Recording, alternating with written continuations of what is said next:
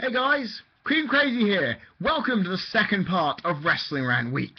Wrestling Rant 60, or I should say 15 minutes of fame, but you know me, this is not going to last 15 minutes. Well, I could if I wouldn't, waffle on like this. Anyway, this video, one that was requested by Gothic Princess XX100. This is a question that, to be honest, I'm amazed I didn't do back when the original case of this state happened. See, this video is about the pros and cons of fired wrestlers returning. Now, to put this into context, AW was fired. There was a huge amount of outpouring emotion from the IWC. They were very, very pissed off. And to be honest, some people still are. The fact is, a lot of them wanted to be rehired. Daniel Bryan was rehired after he was choking Justin Roberts with a tie. Okay, that was another case where he shouldn't have been fired for. I remember my reaction finding out that piece of news. I was really shocked. Not so about the AW, because I kind of had an inkling that it was going to happen, knowing WWE's status on these kind of things. But nonetheless, this video will highlight what is good and what is bad about wrestlers being rehired after they are fired. Simple. I mean, it really shouldn't be that simple. Oh, sorry for that burp, guys. I had just eaten a lot of Indian food. Damn good. Right. The pros. Remember, I've got three. How my other pros and cons videos go. I have 3 points for pro, 3 points for con, and we'll see where it goes from there. Pros. 1. It means that if the fans cry out for something, they will get what they want. And that's something the fans obviously want to feel empowered by.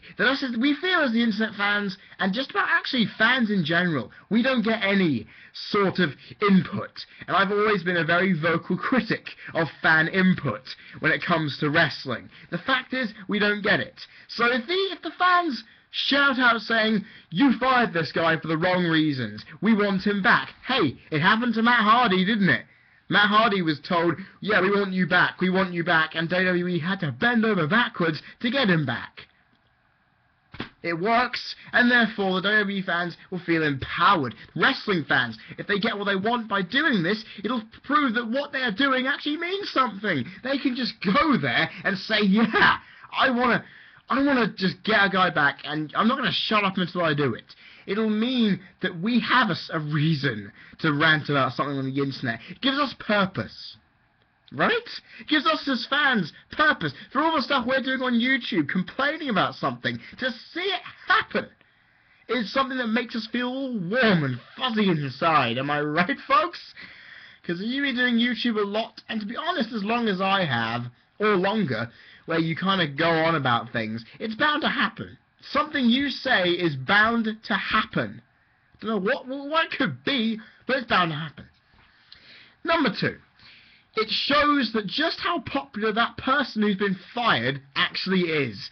Meaning, it didn't show much on TV to make it evident, but at least the fans connected, because Vince McMahon is always really high on the idea that, okay, if he's high with me and the guys in the back, that's fine. But the only way a character can really be shown to be worth it is if the fans give a shit. And if the fans give a shit, Vince Kennedy McMahon sees those little dollar signs flash up in his eyes at least once or twice a year. He will say, "My God, we're going to get this guy back." And to be honest with you, this usual occasions he would do. But then again, of course, Senate campaign, no, ain't gonna happen. See, basically, the outpouring of fan angst would be enough for WWE to get him back. Then again, he added a lot of stuff. AW added a lot of stuff to the primetime players, made them watchable, made us give a shit. And now primetime players don't matter anymore because that one link is gone. And to be perfectly honest, if the fans want it, you usually should give it. Then again, that isn't the case. I mean, honestly, think about it for a second. Popularity makes you money in this business. AW was big. Okay, the primetime players hadn't really reached tag team magnum opus status, but at least they had some form of popularity because of what AW was doing. I wanted to watch them because of that. And the fact is, Daniel Bryan Firing him was a stupid idea because the fans, the wrestling fans, knew he was bloody worth having on a roster. Now they hired him back, and look where he is now. Main event to upper mid-card area now. He is definitely worth the money. He was definitely worth rehiring back, and it showed. You don't have to get cheers automatically to be over. Things take time. You can't just fire a guy midway through a push because you think they're not drawing enough. Because you can't do that. You can't expect to push at the snap of a finger. People had to warm to Sheamus. They have done now, but at the time, they didn't warm to him. Things take time, WWE. That's the thing. You've got to remember that. Because the fans will throw it back in your face if you get a decision wrong that they believe you've done unjust business to. I mean, hey, burying Zack Ryder, Drew McIntyre, loads of others, that's a problem. Don't see them rectifying it now, though, do you? Seriously, folks. And finally, number 3.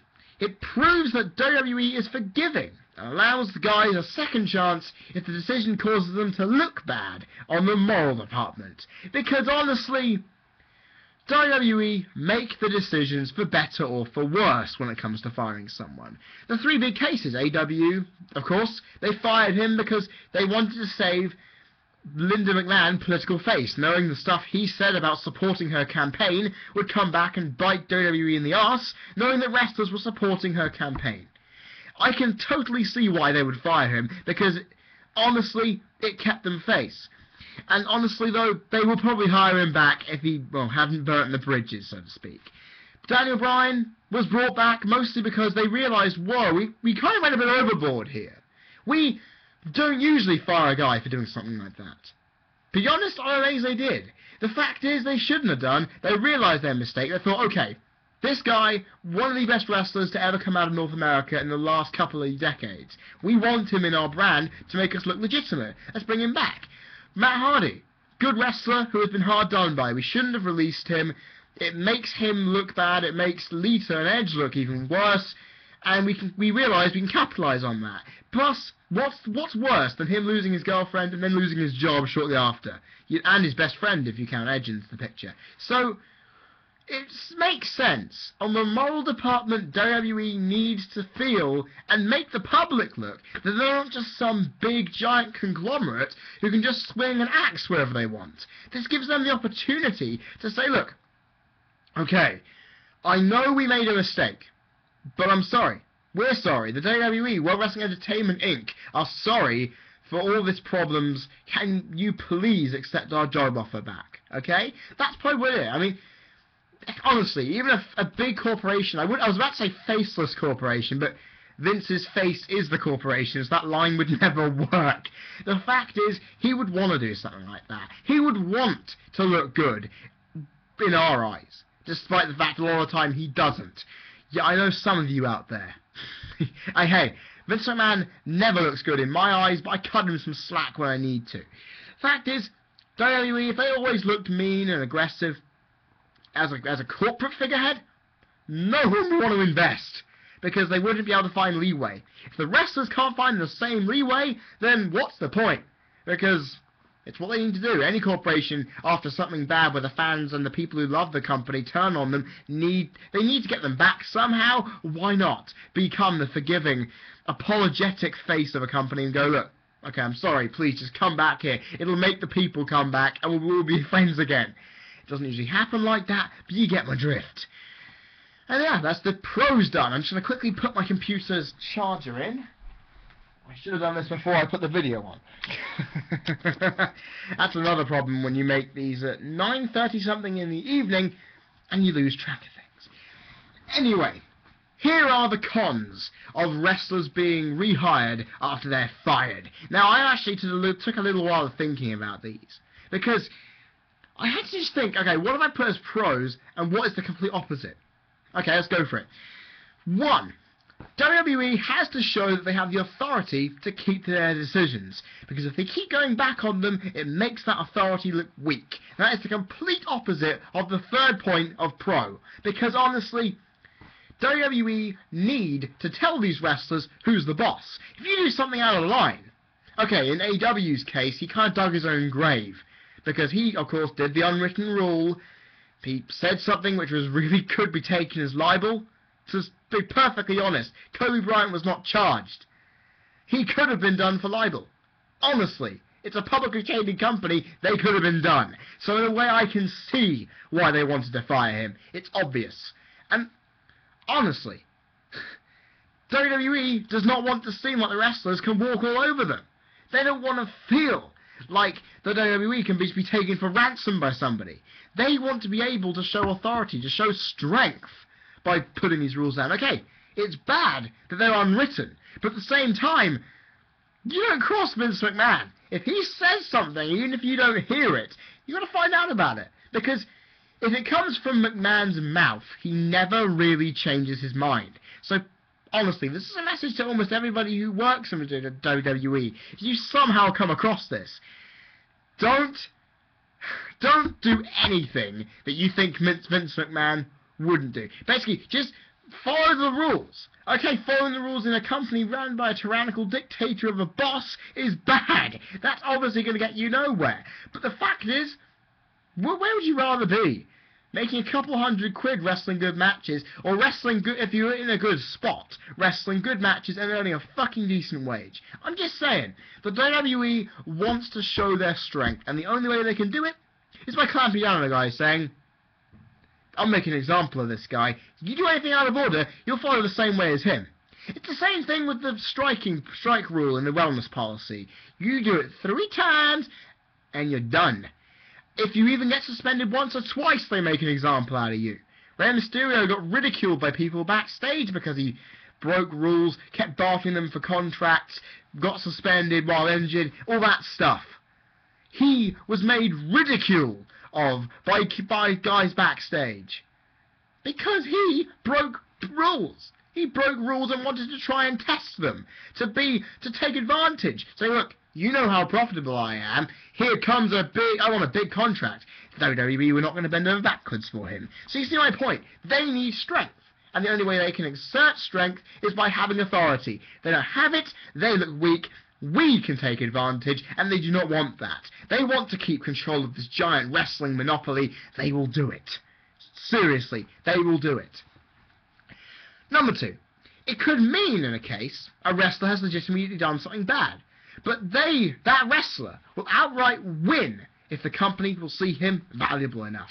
Because honestly, like I said, you look at where Daniel Bryan is now. Their decision looks shit. But honestly, Randy Orton, right, if he got a 3rd wellness policy violation and he wasn't fired, the WWE would technically be accused of double standards. I could seriously go on a rant about that, because that's ridiculous. Because Orton is valuable. He is a valuable commodity to WWE. But if he has actually been fired for something like that, for breaking the rules 3 times, when he knew it was going to come, then he gets rehired or stays with them because he's a commodity. That does not show good stuff, does it? Double standards are the big talk of this kind of thing. Because since AW's been fired, this is the thing that's come up. Double standards. Some guys can bend and break the rules, other guys can't. It all depends on position. It's backstage politics. I hate backstage politics. You all know it. It's just, WWE need to be seen as not keeping to that. They shouldn't let the wrestler who's done something bad feel like they've won. Feel like they think, look where you come from. You come crawling back to me just to sign me back because you love me. That's not really right. Because if you fire someone, you shouldn't fire them. Really. Unless they've done something so bad that they bring bad credibility to your company. That's the reason why you fire somebody. Because Matt Hardy, Daniel Bryan, fuck it, even AW. They didn't really bring negative credibility to your company, Vince, so why fire them in the first? That's the thing. That's where the fans will attack you from. But the wrestler, I mean AW, if he gets fired, he's already been fired, but if he gets rehired, people, I don't know what he's going to do on Twitter. Fuck me, I have no idea, because he's already burned every bridge imaginable. If WWE come crawling back after the elections, after the Senate, and he accepts, then they will look completely ridiculous. And AW will go on Twitter saying, "Who's the man? AW Productions is backed in business. I beat the WWE. I proved their double standards. I am the king." And WWE will not want to have someone gloat in their faces like that. He will be on a high horse for the rest of his career. He would not bat an eyelid. He would want everything he wants, and he would get it. Because he knows he's beaten the brass, because they realise how valuable he is. And that is something WWE do not want to happen. So, there's a big con. They don't want the guys... Hey, it's like Jesse Ventura trying to make a wrestlers' union in the 80s, and Vince McMahon basically got ratted on. Hogan ratted on him, Vince fumed and fired him. Because wrestlers having power over the business, over him, is something that he does not need, he does not want. And if he sees a wrestler he's rehired having that power, then he would fume. He would blow up in a giant sea of anger. And we don't want to see that. Although I'd love to see a video of that, because I'd laugh my arse off at how angry he gets. But no, Vince would never want to see that. He does not like having wrestlers having the control over him. And this is the reason why he rarely ever rehires people that he fires. Seriously, folks. Keep saying seriously, folks. It's a new catchphrase, roughly. And finally, number 3. And I love this. Because because in the case of Daniel Bryan, we don't know if it was a work or not. That's the problem with Daniel Bryan's one. Because was it real? Just to build suspense for his return? I don't know. But if it was a work, if these firings turn out to be a work all along, then it means that the outpouring of energy from the fans has been for nothing. And knowing them, they'll be frustrated even more for having been outsmarted by the WWE. And you guys know, if there's one thing the IWC hates more than anything, it's WWE thinking one step ahead of them. Remember when John Cena was injured? Apparently he was going to be out till SummerSlam. Returned at the Rumble. WWE fans were like, "Whoa, this is an awesome swerve. Well done, guys, well done. You really pulled the wool over my eyes. I didn't see that coming." And ever since that moment, I've seen people getting so pissed off, like, "Oh my god, Cena came back. What the fuck? This is awful. WWE just completely outsmarted us. Rug!" Because the IWC always wants to be bang on 100% right. If they get what they want, they are happy. If they don't, well, no, actually, I should retract that last comment, because if they love something, if they find something they like and they've wanted, they'll hate on it anyway because of the way it's executed. Am I right? Am I right, people? Seriously. That is the thing. The internet fans especially do not like it when the WWE does something that they don't see coming. We like knowing what's happening. We like saying, "I predicted this shit was going to happen," and then we complain about it because we knew it was coming. It's like, "Oh, boring, predictable WWE. Oh, this is bullshit." When they finally do something that you didn't think of, or you did think of, but just thought was never going to happen, then you should feel happy that they've done something that you had no idea about. We as fans should be happy they've thrown a curveball. Because when Rock won, I saw nobody complaining. Well, I complained a slight bit because they outfoxed me. Exactly. They threw a curveball my way, and I really was pissed. That shows it. They throw a curveball my way, and I have an issue. See, if that point can affect me, it can affect anybody.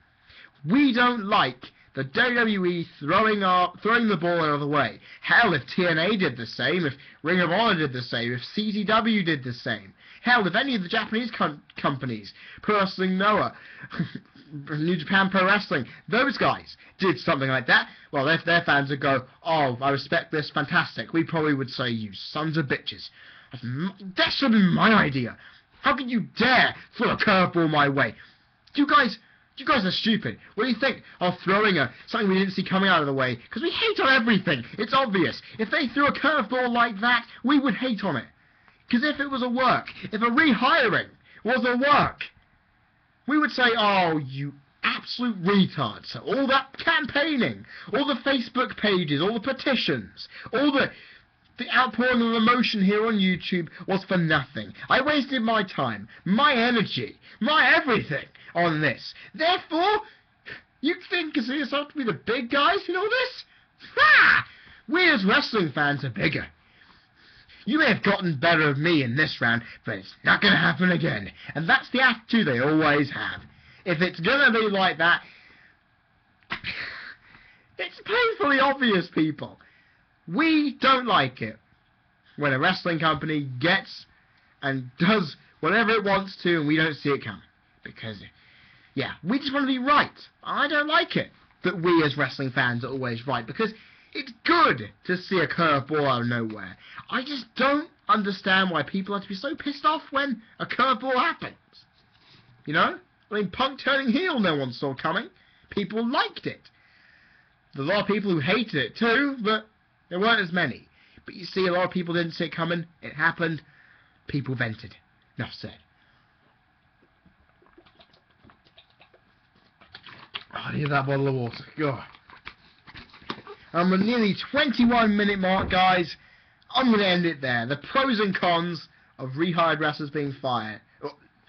Of fired wrestlers being rehired. I keep getting that mixed up. But then again, I kind of turned it into a big thing for everything, you know. Because you can kind of link anything into this kind of topic area, because it fits in the little things I've mentioned. Anyway, Gothic Princess XX100, I hope you've enjoyed this video as much as I have. It took a little bit of time to think up the stuff for it, but it's been done. Part 2 of Wrestling Rant Week is finished. Remember, you want to get any more of these videos sent direct to your YouTube subscriber feed. All you got to do, click that subscribe button up there, people. I appreciate your support.